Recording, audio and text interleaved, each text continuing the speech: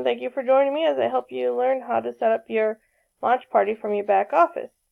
So first you'll log in at 31today.com, and then you'll go to your virtual office. Oops, wrong one. Okay, and then at the top you'll go to parties, and then you'll go to new party, and then right here is where you'll put the party information. So this is our launch party, so we'll put launching off with 31.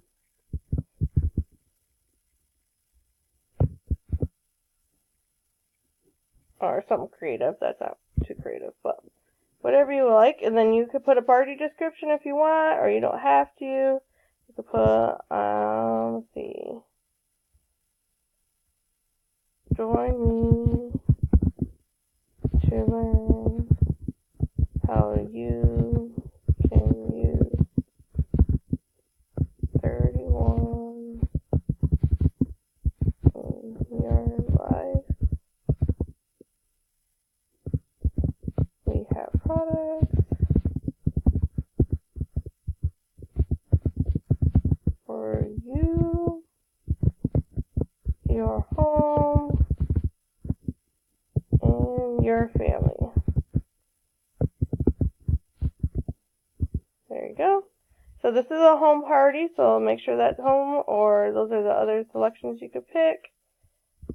Then you'll put in your party date, so let's say it's about 2 weeks out, so the 6th, and you could just pick a time. It doesn't have to be an exact time, but it will show on your website with the party information, so if people forget what time, they will double check there. Then you'll put in your name. All your information will load if it's already preloaded. If not, you just enter it. And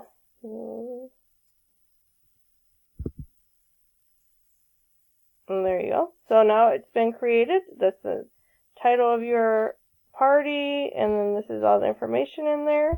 You'll want to select checkmark the show on your site. Make sure it's there, so otherwise people won't be able to find the party. And then right here where it says party link, that is your link for the party to order. So if you want to, you can right click that and you could copy the link address and send it to people, or you can copy and paste it to your party invites or whatever you need. So that is a direct link to your party itself.